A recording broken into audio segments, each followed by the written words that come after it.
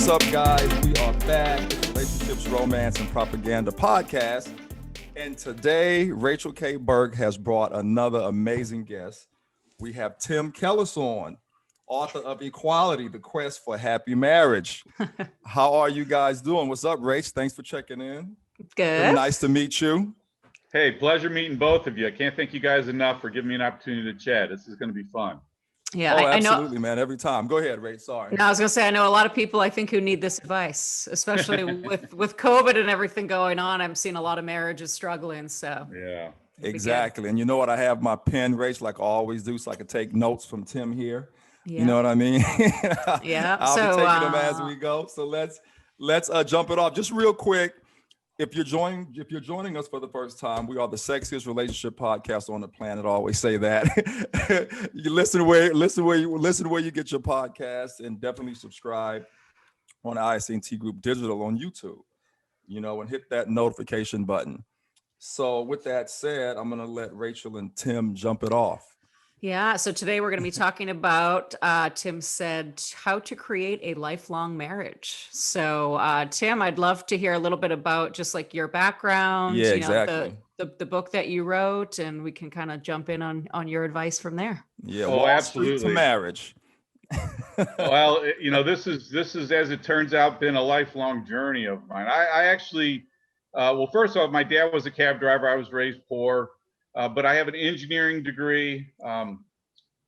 Went back and got my MBA, and I landed on Wall Street as the first semiconductor analyst on Wall Street to focus on the communications market. And what I mean by that is I don't have a psychology background. That turns out. Gotcha. Me neither.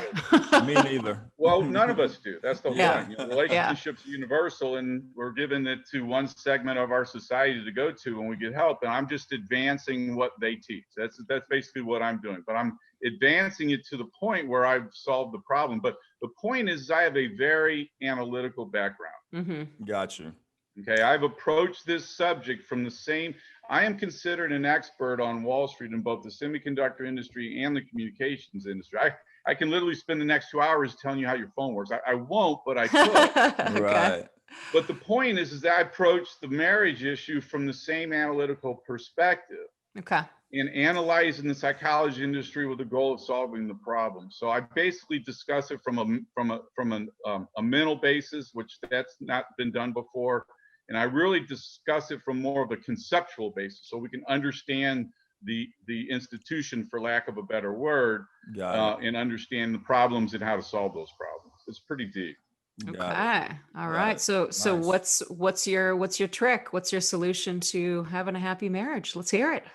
Conflict resolution.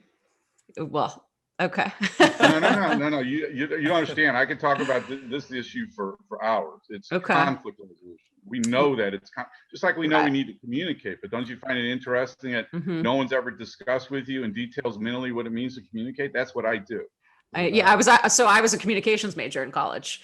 Okay. But I feel like what they teach you is irrelevant. You know, I don't know. I felt like I discuss it mentally. That's different.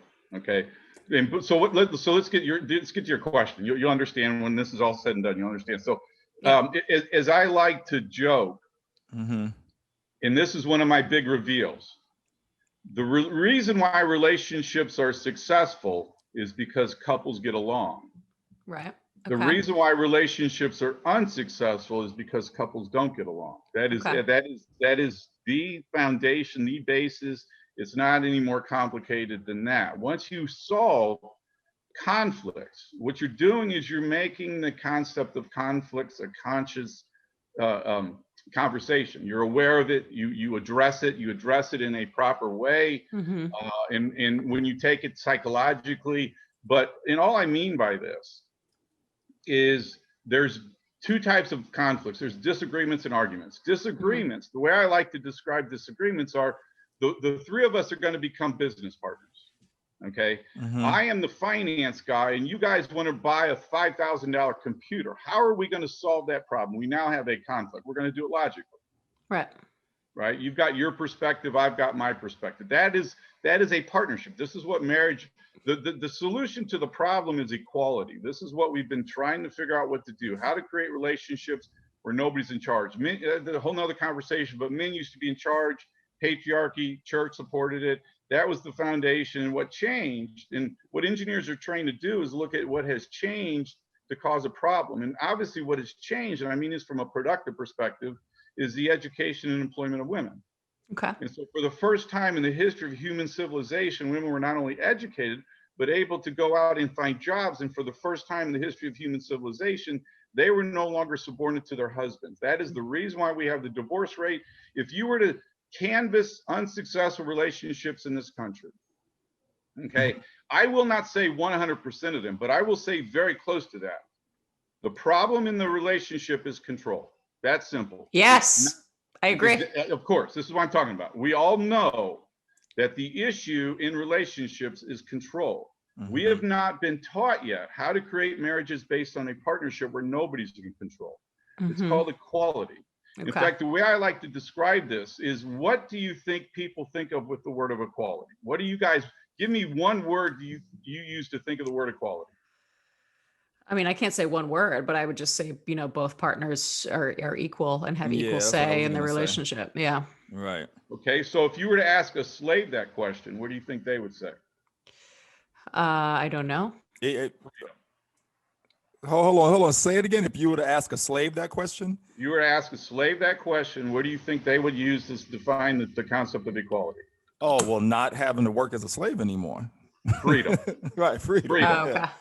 Freedom. Where I'm going with this, if you base your marriage based on equality, both have the freedom to grow and develop as who they're supposed to be. It's called individuality, or as Carl Jung described it, individuations. We have yet to figure out how to become.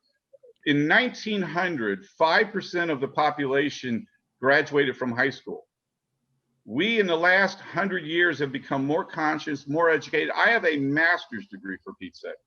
We are all conscious. We are all aware of ourselves. We are all logical. We are all educated individuals. We used to be defined by the groups we belong to, the church, the city. We used to be defined not as an individual, but as groups. And one of the psychological problems that we're having, which is the cause of all the psychological issues in our society today, is we are yet to figure out how to develop to become individuals. That's one of the things that I explain. How do you become an individual? But the point I'm getting back to conflict resolutions is arguments. Arguments are emotional, okay? Disagreements are forward-looking, disagreements are problem-solving, disagreements are logical. Arguments are backward-looking, arguments are emotional, and arguments are fault-finding. This is the category. This is the definition of an argument. Right. Okay. Okay. You're a jerk. Now, what did I just do when I said that? I am now trying to control. Exactly. And Rachel's looking at me like, "What are you calling me?" Right. Well, but also that's, you're bringing in emotions to that when you say that, right? That's what I just did. Your eyes said everything. What do you mean calling me a jerk? Right. But now we're in an emotional state. Okay. To abandon in an argument, to abandon the use of reason is like giving medicine to the dead.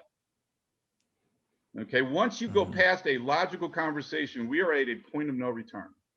Right. Okay, because once I just called you a jerk, you're calling me back, or you're fleeing, or you're disconnecting from our call. This is the last time you ever talked to me. There's a response whenever something, and that's an emotional. And now we're in an emotional level. And what I'm saying is, arguments elevate, as you all know, as you've probably gotten in those before. Yeah. But the problem is understanding why people argue, and this is what I elaborate on. Okay. It turns out there's a mental process that we all go through that leads to anger and being judgmental. There's a process that we go through mentally, and it starts off with as an insecurity. Okay, mom and dad got divorced. That is now a negative perspective on relationships that you bring into the marriage. You're afraid of divorce, and now you develop what are called prejudices. Okay, and what I've realized is that most of our mental problems, well, quite honestly, I would say all or almost all of our mental problems are prejudices. They're not biologically based. This is the problem in the psychology industry with their biological approach. They still believe we're animals. They still haven't looked at it from a mental perspective. This is what I'm explaining that no one's done before. Okay. You won't find any place else on the planet where somebody says our mental problems are prejudices. That is not in the public domain at all. This is one of the things I'm doing in it, is I'm introducing this as a mental concept that causes problems in our relationship. So Tim, can I give you an example, and you Absolutely. can tell me what, I guess, what you would suggest in this situation. So, I won't say who it is, but I have someone in my life who in both of them are probably on the road to divorce, because they're both control freaks, essentially. Right. So, I find in a lot of relationships that people, the reason they fall apart is because people point the finger at the other person and they don't own up to their own stuff, right? Take responsibility. Yeah. Right. Yeah. So the woman in this relationship says, okay, my husband gets drunk and he says really mean things to me. So what she does to take control is she'll do something to get back at him. Mm-hmm. And it's this, and then all that does is make him drink more and say more mean things. And it's this constant cycle. And so now it's like, she's having an affair. He doesn't know, but it's like, now she's doing things basically to control the relationship to get back at him. Right. And all that's doing is making him more mad. And I feel like they're both, fighting for control of their relationship and pointing the finger, instead of saying what I'm doing isn't okay and I'm going to fix it, but I need you to fix this too. So what's your solution in that scenario where both people point the finger and they won't look inward and it's just the patterns keep repeating? Okay, so what I'm explaining to you is the answer to that question psychologically. Okay. Okay. What I have discovered, and this is one of another key thing that is starting to percolate to the surface to the general public, is that the most significant component to a marriage is the relationship with the parents. Okay. That turns out to be the key aspect in marriages because that's where you first discover love. With the notion of development conveys that the earlier in the state of development, the less developed you are, and when you're youngest at birth and your parents. So again, your parents got divorced. Most of our mental problems is our relationship with our parents. Right. Unless you were molested as a child, that's a sidebar conversation. That is not something that happened. But other than that, our mental problems are our relationship with our parents. The only reason why I can comfortably and confidently stand in front of anybody and proclaim that I have solved the marriage problem is because I forgave my parents when I was 25. So what's your solution? Forgiving your parents? Let me finish. Okay. Okay. What I'm Get to the point here, Tim. No, well, this is the point. What I'm explaining is we're supposed to be born twice. The first is biologically, but the second is psychologically into adulthood. That's what I'm explaining. Okay. Okay. We're not separated to become an individual as an adult until we separate from our bonds of childhood. Okay. And you'll find out that the underlying cause of the infidelity is not the cause of problems in marriages. Infidelity is the result of problems in marriages. Right. Drinking and so is all that other stuff. It all boils down to the same thing. They both have issues from their past that they have not overcome, that they're afraid of seeing unfortunately, the way that the mind works is if you fear something, it will happen. Right. In a relationship. Right. Whatever you're afraid of getting divorced, you're going to be so judgmental because of that fear that you're going to cause that to happen. Self-fulfilling prophecy. Yeah. So is your solution that these people really, I don't know if it's therapy or what, but really figure out the issues that they have with their parents? Yeah. Okay. Yeah, that's the point. This is the big insight that's not in the general public yet. It's starting to get there, but our relationship with our parents is what defines us as adults. So how do people do that? Do they go to therapy? What's the at the solution? End of the day, it's forgiveness. Let me explain to you forgiveness. Okay. So this is one of my weird stories, but I have a mentor of mine who's actually translated the oldest Bible that was actually written in existence, that was written in Aramaic. Jesus spoke Aramaic. He didn't speak English. Okay. And just to be short, there's translations, and there's been problems with translations of the Bible. One of them is the translation of forgiveness from what Jesus actually said to Greek, and what the Greeks actually interpreted is to mean to pardon. This is what our culture has been taught throughout history, which means if I do something wrong with you, you pardon me. But unfortunately, the anxiety still exists. And this is where they missed in that translation. What Jesus actually said is that forgiveness means to cancel. You have to cancel those negative emotions that you had from those negative experiences.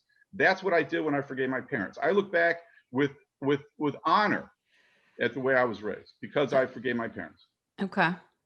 But how do people do that? Because forgiving is sometimes a hard thing to do. Yeah, I was going to say, how do you get around to getting to forgive your parents? Right. The easiest way to do that, this is what's key in all relationships, Life, liberty, and the pursuit of happiness. When most people see that line, they see pursuit of happiness. I'm going to dissect life and liberty. Life is morality. All life is precious. It's taught to us from the church. And in relationships, morality is empathy, or understanding your partner's feelings. Liberty, on the other hand, is a political concept. It's equality. Equality in a relationship is respect. Respect is understanding your partner's thoughts. Okay, I read, if you guys ever read To Kill a Mockingbird when you were a child, right? There's one line in that book that changed my life. And the line in that book is, if you want to understand a man, you have to walk in his shoes. And I remember thinking at that time how poignant that was. And I use that every day of my life. If you were to open up to the other side's perspective, this is where forgiveness begins. And you're able to look at what they've gone through that caused them to do what they did to you. So the solution is to have empathy and respect. Absolutely. Okay. And but how, where they're coming from. But how do you actually do that? You just have to imagine yourself as them and try to have compassion? The goal is to make conscious what is unconscious, or else it appears as fake. That's exactly what I'm saying. Okay. Is we are one of the reasons why I say the story of education is we're more consciously aware now than we've ever been. So we know what our problems are. Yeah. Okay. We just need to understand, spend time and make it conscious, make it aware, spend time in consciousness and relive those experiences. This is what we were supposed to do through all healing. People that repress those emotions are the ones that bring them upstairs in the attic of the unconscious, which wreaks havoc on them for the rest of their lives unconsciously. This is what we're doing. Is we're making these experiences conscious. We're bringing them down into our awareness, which we all know. What you guys are conscious of this conversation. We all know what consciousness is. We all live it every day of our lives. Well, and they say that, have you heard of the EMDR therapy? I've heard of it. I don't know what it is, but I know there's a lot of therapies out there. Because I keep hearing about it more and more. It's basically where people have you, it's sort of, it's either they do an eye exercise or something with your hands and you have to relive a painful experience, but, in a way that you overcome that trauma. That's exactly what it's supposed to do. Yeah. Right. Right. But I guess, like, how did you do it? Did you just woke up one day and said, okay, I'm going to forgive my parents? No, that's it. No, that's actually a great conversation. So this is, and again, I grew up poor. This guy was a fraternity brother of mine in college whose father started the largest law firm in Dallas, Texas. So he grew up wealthy. Okay. I moved to Dallas. In fact, I stayed in their pool house when I was looking for a house. His dad had an article on the pool house about how big of a jerk he was. His dad was an attorney. Okay. He was my first roommate. We stayed up one night and had a tete-a-tete on who had the worst childhood. Okay. But the issue is he had healed and he forgave his dad. He went to a good therapist to help him forgive his dad. And every time that he would respond, he would always end by saying, but I still love my dad. Okay. My parents did something to destroy my childhood. My dad sent me to military school. My dad never showed me infections. My dad never attending my events. And that attending my events was the one that knocked me, because my dad, if you were to ask him about his life, he'll say two things: playing football for the Air Force in the 50s and his kids. He loved his kids and he loved them in sports. And so my dad never missed any of my events. So the point is that broke me down. That broke me down. And I realized that I was wrong. Okay. When you say that their couples are doing this, which is absolutely the truth, is because they cannot see the mistakes from the other person's perspective, and they're the only ones that know what's right. The reason why the difference between somebody who's intelligent and somebody who is ignorant is one of them knows they're ignorant. This is one of the thought processes that we're supposed to be developing. Awareness, yeah. It's awareness, exactly. I know I don't know everything, and I will never claim to know everything. When somebody tells me something, I always listen and understand it. Whether it fits into my mosaic of life or not is my decision, but I still analyze it. Okay. So I'm going to give you a weird scenario, but the couple I'm talking about, the man in the marriage, his mom died when he was very young. So, how would you, that's kind of a totally different scenario, right? Well, let me take what you're thinking one step further. So you come home late from work and your spouse gets mad at you. Okay. And the way I describe this is you can't be out with your girlfriends drinking. You have to be out at work and you're not doing anything immoral. Okay. So you did get that call five at night and you had an hour phone call. You get home and your husband gets mad at you. Okay. So think about it from that perspective. Okay. The question that I've asked myself for years, that it took me a long time to figure out, is when you're not really doing anything wrong per se, but you still get into trouble. Okay. And that's what's happening, actually. Yeah. That's what I'm talking about. Yeah. How do you solve that problem? This is what I've done. How do you solve that problem? Okay. And so when you think the logic through, okay, first of all, what's so fascinating about it is he's not mad at you because you come home late for work. Mm-hmm. He's mad at you for abandonment issues. He's mad at you for Right, divorce issues. He's mad at you not for. You come home late for work and you get in trouble? You know how ridiculous that is. Right. If you come home, if you show up for late for work at the office, and you and I are business partners, what do you think I'm going to come in and yell at you?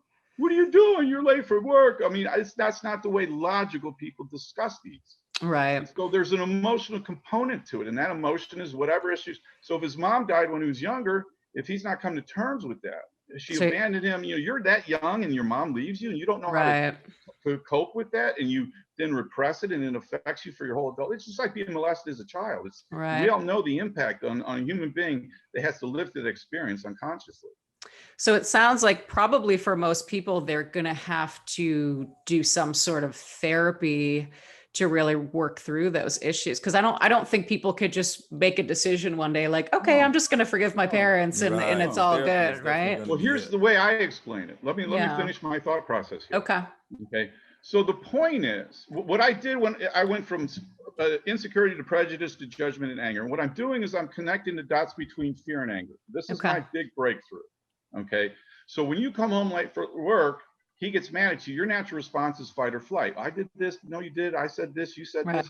And that's where it starts to elevate, right? And then the first time somebody gives up on thinking, they go, screw it. I'm just throwing in the towel, but you're a bitch. This is the way the mind works. When they cross that line and they just finally throw in the towel and they say, I'm not getting there. So we're going to stop this by turning it into an argument. Arguments are control mechanisms. That's what they are. Right. And so when you come home late for work and your husband gets mad at you, if you could just think through, honey, what are you afraid of? That question will save this whole society marriage-wise. Okay, what are you afraid of? Now, what it does, number one, I've had so many people that have done this in their relationships that have brought an argument to a screeching halt because it keeps the conversation logical. I just have pulled you back from your emotional state back into a logical state. Now we're going to discuss it, and it's going to go back to these background issues. And now we know what to address. The point is, it's called love is vulnerability. That's what love is. Yeah. Love is opening up your soul to another human being. Vulnerability is the fear of getting hurt. When you get over that wall, you are sharing yourself with the other person. At the beginning, it's called the false facade. It's your best foot forward. But the issue that couples need to learn to resolve is how to deal with those negative stuff. Yeah. And they actually say that, if you're struggling with having compassion, because I used to do this with my ex, like, he would, just be a jerk sometimes or be really stubborn. And they say, because I have trouble being compassionate, right? Mm-hmm. I'm just like, get over it, like I'm kind of tough. So they say to picture that person as a little kid, right? And then it kind of softens you because you're like, I don't know, you see them differently, I guess, because, we all have compassion for little kids because they don't know any better, right? And all we are is big kids that essentially a lot of times haven't resolved those issues from when we were little. So I think that I don't know. Let me put that into perspective. Let me put that into really cool perspective. It's one of the coolest artwork things I've seen. Yeah. It is a wire mesh silhouette of two adults. Okay, and they're sitting with their backs to each other, so it's mesh so you can see through them, right? They're in an argument. They're being stubborn. Yeah. And in the middle of both of them are two little kids looking at each other. Right. Okay, and the caption is what isn't it? There's a lot of things of being an adult, but one of them is being stubborn. When we're basically not seeing the other person's perspective, and inside of each of us is this little inner child that is waiting to come out and play. If we solve the conflict issue, so we're not sitting, because remember, when you're arguing, are you in love? Think about the feelings you're having when you're mad at your spouse, right? That's not a positive. The mind is not stagnant. The mind is either growing or shrinking. And what happens when you first fall in love, you develop this huge bond between you and your partner that is either going to grow or shrink. Well, and they say the opposite of love is actually indifference, right? Because if you're mad and those emotions are there, you actually care about that person, right? Like if your spouse has an affair and you don't care, then you probably don't really love them, right? Mm-hmm. When somebody says, I love you, but I'm not in love with you, what they're saying is the feelings that we created when we first met are completely now evaporated. They're completely gone. Mm-hmm. But we Right. have a logical relationship. We have kids together. We own the same house, same checking account. So we're going to relegate our relationship to the logical side without any emotional development. And that is what regresses us mentally when we're in relationships that psychologically, regress us. That's what's happening in these negative relationships. And so Right. one of them finally breaks free and says, I can't take it any longer. And then that's what causes them to be divorced. Right. And Right. again, Right. it has nothing to do with their person that they're mad at. That's the thing that's most fascinating about it. Yeah. So Right. the couple I was telling you about, so the woman almost left her husband before for another guy. They ended up working it out. But this is, and I told her, I said, he gets drunk and says these mean things. I think it's out of insecurity. Obviously you guys have issues from the past, but it's like she can't see that, right? And I get so frustrated with people who they're just so stubborn, and it's like, both people are doing this. So my question to you is, what if you're willing to change and you're willing to do that work and you're willing to forgive your parents, but your partner isn't? Relationships today are managed by the lowest common denominator. That's the unfortunate reality. The person with the biggest insecurity is the one that screams the loudest and controls the relationship. Okay. When you learn the "what are you afraid of" question, you're reversing that. Okay. Now the person with the highest common denominator, who's more stable mentally, who's more with it, they're not as confused about life's reality, particularly when you gotta understand these people are confused. That's the point. Mhm. They don't understand what is happening to them psychologically, and they're trying to figure it out, and that causes even more stress and more anxiety. And it's just this, you're imprisoning each other. That's what you're doing psychologically. That's what control does in marriage, is it imprisons your partner. And in fact, what's so fascinating about it, in fact, it's, who Eddie Vedder is, I love Eddie Vedder. Pearl Jam. Yeah. The song's called Hard Sun. Once I built an ivory tower so I could worship from above, but when I climbed down to be set free, she let me in again. That is the point. People know that it's detrimental to those being controlled in a relationship. What they don't realize, there's also a psychological toll taking on the one doing the controlling.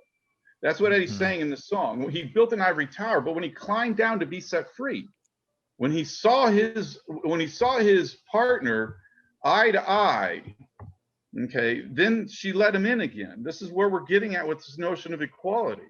Okay. But this is what's so profound about that. It is psychologically tollful for both the person doing the controlling and the person being controlled. It's actually imprisoning for both of them. It's really sad when you think about it. Right, right. So, but I guess to answer my question, if your partner, isn't willing to do that work, and you ask them what they're afraid of, and they're maybe going to expose themselves. That's what that argument is about. They're still going to get angry at you. Right. Why did you come home late for work? Honey, I love you. This is one of the things that I do when I work with couples, is I always take them back to the beginning. Mm-hmm. Okay. In fact, in my book, I've got a beginning of this relationship, and because it's so passionate of the time, it's an unbelievable experience. It goes quickly. Two people. In fact, I describe if I can, 2 more minutes here. It's called the anima and the animus. The anima is the motivation of a man to meet a woman. Okay. The anima is the motivation in a woman to meet a man. Okay, these are visions. You go out with somebody and break up with them. They're called stepping stones. You're developing this vision inside of your head for a mate that you want to meet. Okay, it's an unconscious picture. Dream girl, so to speak, right? And then when you meet that person, that's what happens. The meshing of the anima and the animus is what brings two people together, as if they've known each other. They're alike. This is what happens when you fall in love. Okay. And as I like to joke, you can't go to the local Walmart and find another one. You can't drive through. I'm done with you. I'm going to go replace you. It's a gift from God. Mm-hmm. When you met that person, if you realize the significantly profound gift that has been given to you, and you realize and appreciate that, you realize the bigger picture is what you're supposed to be keeping in mind here. Okay. But what we're doing. But I guess going back to my question, what if your partner isn't willing to do that work? What do you do? If then you got to, this is what I do when I work with couples. If someone's being stubborn, here's the answer to your question. Is he going to meet with somebody else? And in fact, guys are the worst, because we don't like asking for directions. Getting the guy to want other help is a challenge. Well, that was the thing is, this couple, like the husband, they went to therapy and then she had the husband go to therapy for his anger issues. And it's like, I think he went one time and nothing changed. Well, then I don't want to get into a psychology industry conversation because that's not a productive one. But then you got to worry about what helped and all that other stuff. But that's a whole different conversation. But regardless, it happened. But what's your advice then if somebody isn't willing to really to do that work and forgive their parents? Well, no, it's not just like that, Imani. This is what I'm saying is you have to, let me say, crawl away. Okay. Yeah, because someone has to be willing to do. Someone has to acknowledge and be willing to do the work, right? Well, I think you both have to. Yeah, but I'm saying, but your question, Rachel, if you want to and he doesn't, or vice versa, right? That other person has to acknowledge and want to be helped to even get to that point to be helped. Right. So here's the psychological problem with that. Okay. Let me explain myself. What you're doing when you're breaking up. In fact, I've got Carl Jung and Freud. If you guys know who Jung was, but Freud and Jung, when they were breaking up, Freud literally passed out. He fainted twice in Jung's presence. And one of the points about that story is what people do when they're breaking up. The picture that they're building in their head against the other person. This is what they are doing psychologically. It's a Counting Crows song. I forget the name of it. It begins, "Get Away From Me." And the refrain of the song is, "Tell me something you remember about me." And the point he's making in the song is you forgot all the good things about me. Mm-hmm. What you're doing is you're rebuilding that wall of vulnerability. This is what you're building back up again. Or sometimes the opposite happens when, like, if someone breaks up with you and it's a bad relationship. Like I've done this where I remember all the good and I forget all the bad, right? If it was a bad relationship, I think we do that. This is not somebody that you're divorcing, though. What I'm talking about, what you're doing to justify to yourself, because remember, that guy that you're talking about, you didn't want to spend the rest of your life with that person. Right. When you two met, both of you, this is what's so fascinating, both of you, independent of each other, both realized that this is the person that I want to spend the rest of my life with. That is the magic of falling in love. That is the beauty that both people go, you know what it was like. You start thinking about the things you're going to do together. You plan a life together. Well, sometimes you think that, and then years later, nah. Well, this is when you're growing apart because you've got arguments. You guys got to understand, you're supposed to create the relationship so you continue to grow together. Yeah. When you're not growing together, it's a Dave Matthews song, and it's called Angel, and it's isn't it lonely far from you even when you're right by my side. And I'm loving the 90s references, Tim. I have all kinds of alternative rock. I'm big into 90s rock. Yeah, this is all my research for my project, because all songs are love songs. Are you kidding me? I had all this material to draw from, and everyone was so sad in the 90s too. Right. Like all these sad, depressing. Not me. I was working on Wall Street. Are you kidding me? I was in heaven. Oh, I was an angsty teen and I was angry. That's funny. And all I'm explaining, Rachel, quite honestly, is just be conscious of your partnership and be aware of conflicts as they arise, with the goal of figuring out what the answer is. This is when you're forward. You come home late for work. So what is the answer to that? Go get the milk. Why are we going to sit here and spend our entire conversation trying to figure out who's the problem? Right. What are we going to do about it? Right. This is what you're turning your head 180 degrees. Now you're starting to look forward instead of backwards. Those people that you're describing, Rachel, are all backward looking. That's all they're doing. Yeah, they do. They're looking at people hold grudges, and that they say holding grudges kills the soul, because you can't. It's an onion. It's an onion. Yeah. And that's the relationships I've seen fall apart is because of that. It's like, you did this, and it's like, that was like 2 years ago. You know what I mean? Like get over it. Oh, I had this couple that I was working with, and when they first reached out to me, she said, "This is our last chance. You're our last chance." Yeah. And what had happened was 10 years ago, he screwed up. He was caught texting other women. He didn't sleep with anybody, but he was caught texting other women. Yeah. And he admits it. I looked at him. I go, "You're not looking to cheat on her." Of course not. Right. But right. She held that against him for 10 years. And what she did was she typed out a letter to him, and she shows him the letter, and then she burnt it. Okay. So it's so funny you say that. So the couple I'm talking about, the husband is hung up on something that happened 5 years ago. Mm-hmm. And this is still their fights to this day, because the woman had a son who's, you know, an adult, I mean, over 18, and basically she doesn't have a lot of money, but like helped him get a car and still to this day is paying it off. And the husband will not let this go. And it's like, the car's got to be almost paid off by now. You're still talking about this, but it's been years and years, you know, and she's like, I mean, there's nothing I can do about it now. The car is bought, you know? But let me explain this. This is the example that I use to make my point. Okay. I no longer get mad at slow drivers. Okay. And the reason why I no longer get mad at slow drivers, I had an epiphany. Okay. When I woke up and realized that, guess what? They are going someplace too. I always think it could be my grandma, and like she's but old. regardless, the point is looking at it from their perspective. Right. That's all I'm explaining is if you sit down behind a slow driver and you say, that person's going there. What? So what? They're going at a slower distance. Now, am I that anxious any longer? But if you use that as an analogy in a relationship, and you add empathy and respect into that relationship, it will make problems so much easier to solve. Right. I'm telling you, that is every session I have 8-week session, and every session I ask the exact same question. What is the biggest thing I'm trying to teach you? Yeah. Understanding the other person's perspective. And that is, I will continue to drill that to them until they realize that of all of the things that I'm teaching, I am boiling it down to one simple concept. Understand your partner's perspective, and those problems become so much more manageable. Right. Okay. So I'm going to summarize this. So forgive your parents, have empathy for the other person, try to put them in their shoes, ask them what they're afraid of. You know, if one person won't change, so you're saying crawl away, what does that mean?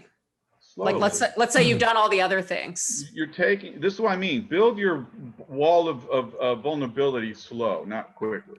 Okay. When your mind goes, F it, once you say we're done, right, that is a release of energy. That is the compilation. That is when the fait accompli. Okay, you have constructed the wall that you've been working on. And what I'm saying is build it slowly. Take little things. This is what control is. Control is taking little things away from somebody. That's what happens in relationships, is those little things, those little liberties that get taken, like your friends or whatever. We've all been there, okay? Yeah. But you could think about it in reverse, that you're stepping away slowly. Okay. And so distance yourself a little bit? Is that what you're saying? Not without communications.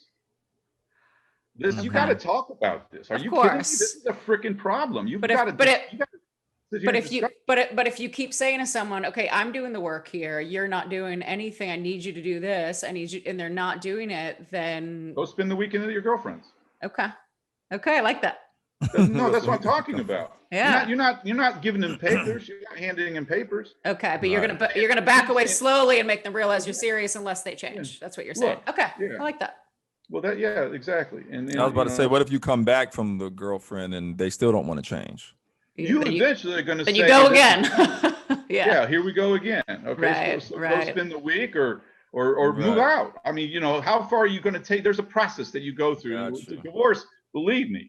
Yeah. I've never heard of anybody ever talk great about getting divorced. It was the greatest thing that I've ever done. I mean, from a breaking up perspective. Yes. Yeah. Years later, they might say that, but I'm talking about the process. Nobody ever said that was the funnest thing I've ever gone through. Right. That was so much fun for us to bicker back and forth. Nobody ever enjoys that. But what you're doing is you're unconnecting those little things. Yeah. When you break up, you're no longer calling about what you're doing on a day-to-day basis. Those are the disconnects. That's what people miss whenever they're separated from that person. Yeah, because Imani and I talked about this in a different episode where we were talking to all these couples getting divorced during COVID, and we're like, what do you do when you're both like on top of each other, working from home in the house, your kids are home. And that was one of the things Imani said. He's like, go spend the weekend at a friend's house. Like, you got to give yourself some space if you guys are just, if it's too tense. Yeah. Yeah. But you know what the definition of insanity is, don't you? Right. Yeah. I know. Do the same thing over and over. And expecting a different result. If you're going to go back into the same, this is what I mean. You got this. Listen, we are business partners. You want a $5,000 computer. What are you going to kind of come up to me and show me the ad under your arm and go, hey, well, what do you think? You're going to go, I want a $5,000 computer. Yeah. That's the way partnerships work. We're in a partnership, honey. Are you agreement or not? Do you want equality? You want freedom? Do you want a good thing? You want to build a happy marriage or not? These are the questions that you ask. And look, I'm trying to figure this out. And now you've heard me talk, and you got this weirdo in your voice, in your head now, saying, this is what this guy's saying. Why don't we figure out what he's trying to say and see if it makes sense for us to be able to, to live together? Because you're trying to figure out how to live, two people living together. Yeah. I get it. So I completely agree with. What? No, I was just gonna say I completely agree with everything you're saying. I'm sitting here thinking about all of my past relationships where it was these issues, and I can pinpoint to the letter because the women told me the stories of what happened with their dads, and it was still present in our relationship. So every single thing you're saying, I completely relate to. Oh, I Unbelievable. was working with this couple, and the girl says, my stepdad molested me when I was 11, and I'm like, and when you, Jesus, think about that. Yeah. Think about what you ultimately do is you feel sorry for the person because you realize what their life is like with themselves. What we're trying to do is we're trying to figure out how to live with ourselves. That's a whole nother conversation, two voices in our head, what those two personalities of the two voices are, so we can understand. But all we're trying to do is figure out how to live with ourselves. So that voice up there is a pleasant conversation and not a judgmental one. Yeah. Right. It's so funny, Rach, because that dentist that I talk about in all of our shows, who was the worst relationship I've ever had in my life. And she was overly possessive, jealous, but her dad was a prisoner of war in Iran and left when she was 14 and came back years later. So she had this deep fear of whatever guy leaving her. So was overly possessive. Would get upset if I went to have wine with my friends and she didn't know and wasn't invited. Yeah. It was bad, but if she got therapy and if she were to forgive her dad, and it wasn't even her dad's fault, he was a prisoner of war. If she came to terms with that within herself and made some acknowledgement, she would have very successful relationships. Well, remember, it's not the issue, but it's the response to the issue. Exactly. That's what I'm saying. Listen, I psychoanalyze Hitler in my book. This is if we want to get to a psychological conversation of Holocaust, I can go back and describe the whole source of the whole thing.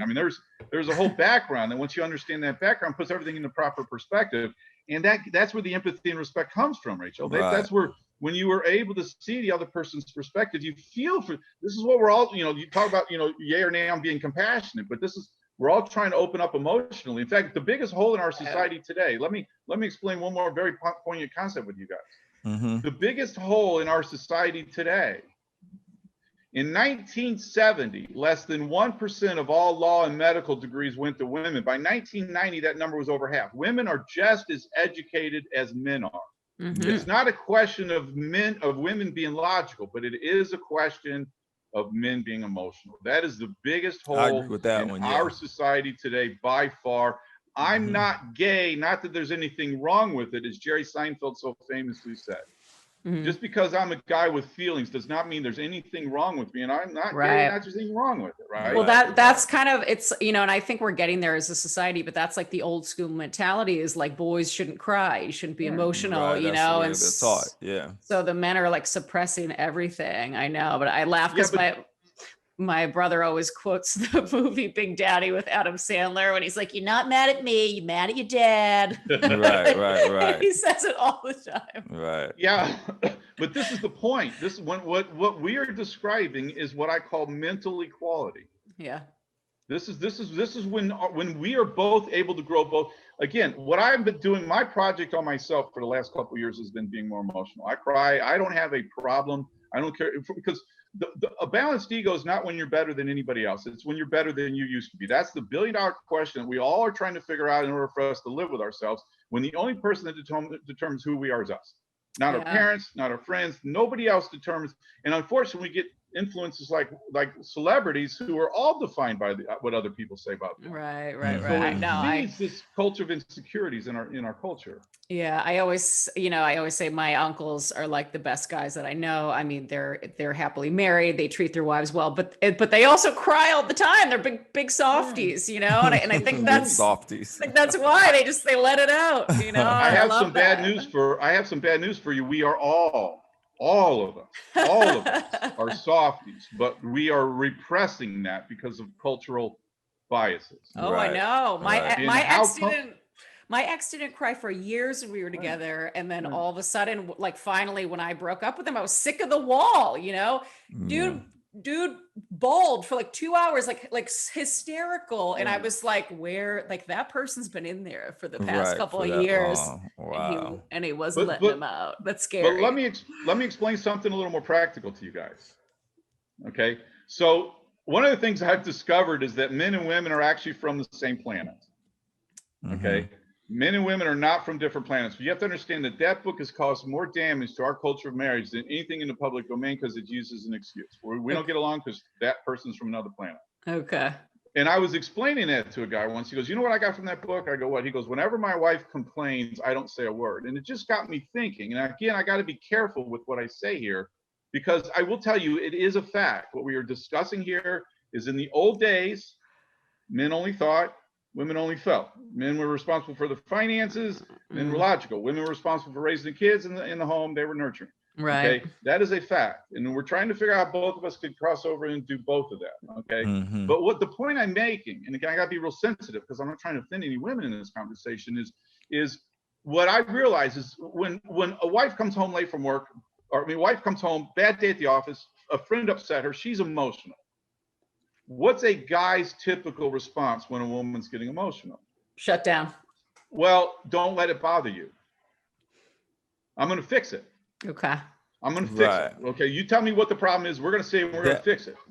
That is not why the woman is emoting. That is not and again, I'm a guy trying to figure out from a woman's perspective, so I can figure out how to teach couples. And I'm trying to figure out from a woman's perspective in that situation, I'm trying to be more emotional. Women are better at emotions than men are. That's one of the things I realized. Some men shut down though. Some men can't handle emotions. That's the point. That's what men, and in fact, that's the biggest red flag is men shut down. Men, that is a fact. Men shut their emotions down. I know. No, like when I would get emotional, my ex would shut down. He didn't know what to do. That's what I mean. Would like freeze. There's nobody fostering. But what I'm teaching is what a guy should do is put his head on her shoulders. Okay. Put his arm around her. Emote with her. Stay there with her for a while. Oh, honey, I can't believe it. What a jerk. I mean, have the same emotional conference, because what the wife is doing is the wife is teaching the man emotions. When a man learns to let his wife do what she's good at. And I'm going to learn, a partnership is where two people come in with their own set of skills. Well, it all comes back to being compassionate, right? Well, but you got to go through this mental development, these mental steps of figuring out who you are in order for you to be able to open our eyes up to see from other people. Remember, when we're kids, we don't see anybody's perspective but ourselves. Right. If you look back, I've done this for hours, and I've gone back and visualized myself as a 15-year-old. And tried to live in that world as a 15-year-old. My parents were really strict. I went to my high school reunion, and I was talking to one of my classmates from high school. And I made some comment on my upbringing. He looks at me and goes, oh, that's right. You had the strict parents. And I looked at him and I go, you knew that?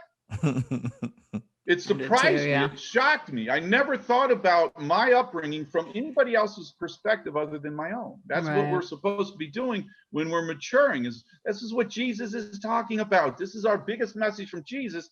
Treat other people as you want to be treated. We could have had a 10-second conversation and then sat here and shot the air.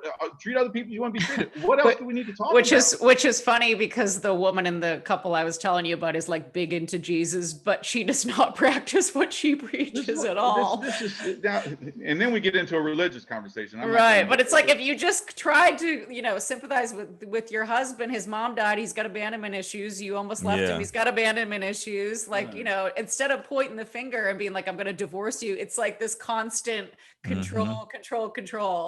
And it drives me bananas, because I'm like, you guys are just both seeing things from your side, and you're not even trying to empathize with this other person, it drives me crazy. Well, one of the things that I do in my seminar presentation, now this is me being a nerd, okay? You guys know what, well, a bigger one than I've been. Do you guys know what a bell curve looks like? No. Have you ever heard of the concept of a bell curve? Oh, like an actual bell? Like the way it curves? It's a statistical concept that states I've never heard of it. Underneath the shape of a bell, most people are in the middle with fewer people at the end. Okay. It's called a bell curve. And if you think about that from marriage perspective, with happiness over the x-axis, you would think that most people are in the middle where they're sometimes happy and sometimes not. Yeah. But with a 50% divorce rate, the reality is the divorce line is what's in the middle. Yeah. Most relationships go to where they're on one side or the other of divorce. I had a guy tell me once, he goes, I just realized I'm in a miserable marriage and there's nothing I can do about it. This is where people regress their marriages to this unbelievable, complacent dull, which is what you guys are seeing. That's what's out there in the general public. That's unfortunately, because they're not trained some simple things. Well, people are just so quick to give up, I think. It's just. Well, then you got that. I mean, it's like, I've been unhappy for a few months. Let's just call it quits. Put the work in. You realize that there used to be social consequences for getting divorced? Oh, I'm sure. I believe it. Big ones. Oh, there was a socialite in New York in like I think there probably still is in other parts of the world. Well, of course there are, because they're not as developed as we are. Right. I know. Well, there was this socialite, a real famous socialite in 1900 who got divorced, and her whole social society abandoned her in New York City in Manhattan. That's how critical it was. Somebody who was wealthy was looked down upon. Oh, so I didn't know backstory about me, but I didn't know my dad until I was 13 because my mom got pregnant with me young and his family came from money. And so it's like they would have disowned him. So he just left town. Yeah. But see, this is, how painful is that? I mean, that is unbelievable. You got those years you couldn't spend with your dad. Right. I mean, I had a stepdad who adopted me as a kid. He married my mom shortly after that. So he was basically my dad growing up. But then it's like my real dad comes back at 13. And I'm like, okay, now this is weird. Now I have 2 dads, but luckily I had 2 uncles in my life that are really, really good men. And they were really good. I think just male role models. So I think I somehow turned out okay, probably because of them. Well, love is everything. Love is what rules the world. And if you're getting love in those other relationships, but the reality is psychologically speaking, the most significant bonds are the biological ones. That's an unfortunate reality, and you see that with people who are foster people, and they go back and they meet their real parents. There's always going to be that longing of where you came from. That is of an attachment that we have biologically. Well, the point is there's a lot of psychological issues that could happen if something happens along the way, like you're talking about. I hear that all the time. Oh, I'm dealing with couples now that their father was never. I mean, I had a couple last night, and I think both the husband and the wife, neither father was there, neither one. Yeah. Go out there, and they both talked about just the challenges of that. I do not understand a parent that does not want to spend time with their child. It blows my mind. Yeah, I don't understand it either. I don't either. But I've forgiven my dad because it's like I realize as I get older, it's like our parents are just people, they're just they're just humans. And it's like, because I think my whole life, it's kind of like who's this jerk who just left his kid? But then now that I'm older, I'm like, my God, they were 22. Think of how what an idiot you were at 22, and how immature. 21. Yeah, exactly. Yeah. You got spanked when I was growing up. That was the big. Oh, me too. Me too. Yeah. Yeah, of course. Yeah, and that's where a lot of the negative stuff. And when I forgave, I let go of all that. I don't look back. Here's the interesting thing about healing. Okay. In fact, this is another weird story, but I've actually discovered the original Slaying Your Dragon story. Okay, it's the Epic of Gilgamesh, which actually has the original flood story. The Sumerians of Mesopotamia founded Western civilization in what's modern day Iraq. Babylon was close to Baghdad. I mean, there's a whole story of the history of our company of development of Western civilization. And one of the significant things that have come is, so it's modern day Iraq. They've had trouble finding all the antiquities, but it's the Epic of Gilgamesh. And one of the stories in there is the Slaying Your Dragon story. Okay, and the point about the story, and first of all, that story is 8,000 years old. Okay, just like the first stories in the Old Testament. Okay, and the point of the story is that the knight never dies from slaying the dragon. That is what the story is supposed to interpret. Knight, there's never depicted dying. They're always slaying the dragon. That's called healing or transformation. People die for not slaying the dragons. It's called suicide. This is what that story is supposed to portray. But this story is actually the first one, and it describes the dragon like a caught ox. He describes putting a rope through its nose hole passively. The point is he's describing the dragon passively. And when I got through and forgave my parents, I looked at the value of that experience. Okay. The dragon is not as threatening after you get through the process as it most certainly is before you get through the process. And remember, there's always pain before a child is born. Mm-hmm. And the point of that is there's a psychological pain. But here's the problem, though. Okay, there's a price for enlightenment. You have to give up your limitations. That's what you're doing when you're becoming more aware that God didn't make a mistake with you. That you have been given a mission, that you are responsible for figuring out on what that mission is. There's a reason why you're on this planet. We are all quest with that most significant question. Mine has taken me decades to figure out that my mission is to lower the divorce rate in this country. This is the God's given fate that I have no control over. I am outside of time, as Carl Jung so poignantly describes in his concept of fate in his autobiography. I am outside of time when I realize that it's not me who's pulling the triggers. It's the guy upstairs who's responsible for giving me this mission. And now that I know what it is, there's a peace in my identity of who I am. And what's your mission, Imani? Why are you here? Oh man, to entertain and change the world. I know what my mission is. I love it. Exactly. Yeah. You know what that is? It's beautiful, right? There's a peace that comes along with that. Yeah, most definitely. Yeah. And this is a balanced ego. Your personal legend, like in The Alchemist, the Paulo Coelho book. I mean, The Alchemist, where you talk about your personal legend. You love that book, You know what's funny about that is what Carl Jung discovered is this is a long conversation, I won't get into it, but he discovered the link between Gnosticism, which was the spiritual component of Christianity until Constantine the Great removed it at the famous Council of Nicaea in 325 AD, to spiritual alchemy. Jung actually studied the spiritual alchemists from the Middle Ages, and they called it the Philosopher's Stone. Okay, and what Jung did is he connected the development of the myths from Gnosticism to alchemy to modern psychology. This is the spiritual transformation. And what I conclude in my part of the Jung section, which he had a fairly productive relationship with his parents. He did not have to go through in his upbringing what I had to go through in mine, which was forgiving my parents. So I'm adding that final piece of the puzzle of what spiritual transformation is. And that's when you disconnect of those bonds from childhood. This is what the alchemists are trying to teach us. It's not the base material transformation of metals to gold. It's the spiritual transformation. Right. That's what that whole thing is supposed to represent. Yeah. That's what it's all about. Get to the dark side for a while, then come back and see the light. That's what it's all about. All right, guys. I think and we actually had some good luck today, Tim, because Zoom gave us a gift and didn't cut us off in 40 minutes. I saw that. It was like you extended the time. So usually they cut you off after 40 minutes. Yeah, and they said, we're going to give you a gift today. So it worked out perfect.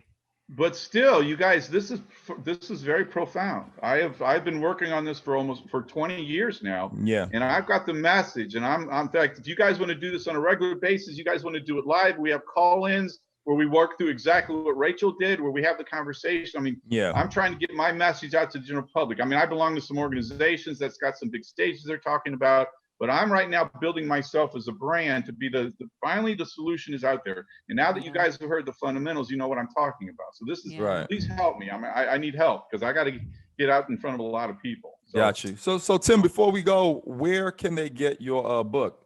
Is there a website you'd like me to add in the description? Yeah. It's Tim Kellis, Kellis at happyrelationshipsplural.com. Yeah, that's the email, right? Yes. And then what's the website? Yeah. It's the Marriage Support Group on Facebook. The Marriage Support Group on Facebook. Yeah, exactly. Yeah. Okay. So I appreciate you guys. I appreciate you guys giving me the opportunity to do this. This is pretty cool. But yeah. So what he'll do, Tim, is Imani will put your information in the description on YouTube So people know where to find you on there. Yeah, and all of our and where we are on all the streaming platforms as well. It'll come up, Yeah. Well, this is you guys are trying to build a brand. I mean, you guys are trying to build, and talking about relationships, and I'd like to help you guys. I'd be more than happy to help you guys in any way you and your creativity want to figure out. I hope this isn't our only conversation, because I like the two of you are smart. The two of you, you're hip. You're with it. You guys are in We're hip. Exactly. You guys are in that good, middle market kind of conversation. So your audience is going to. Well, it's funny because I see these like 20 somethings on Instagram, like trying to have podcasts and give relationships advice. And I was like, oh God, I was so stupid in my 20s. Like, I don't think they have the experience. Like, you kind of have to be. You have to be like in your 30s and 40s, to really look back and be like, God, I was such an idiot, Yeah, but this is you have just described what is called growth. I can tell you one thing, that we are all going to be different people in 5 years from now. Yeah, and I might say in my 40s I might say in my 40s I was dumb in my 30s. Who knows? I was going to say we're all still growing in our 30s. We're all still growing. My biography won't be finished until my obituary, and only God knows my real name. Okay. Right. All right. There you have it. That is the journey. All right. All right, guys. Well, we want to thank Tim Kellis for joining us today. We'll definitely have him back on. Thanks again, Tim, for all of that wealth of information. I wrote down a lot of stuff. I have quite a few exes to call to let them know a few things they need to do. And you know what I mean? We'll see you next time, man. And everybody, once again, thanks for checking in with us. And don't forget to subscribe on YouTube, ICT Group Digital. And we will put Tim's information in the description. And we promise we'll have him on again. It's Relationships, Romance, and Propaganda podcast. All right. Thanks, guys. Thanks, guys. I'll see you, Tim. Thanks again, buddy. All right. Thanks, guys. Appreciate it. Have a good one. I really do. Bye-bye. Bye.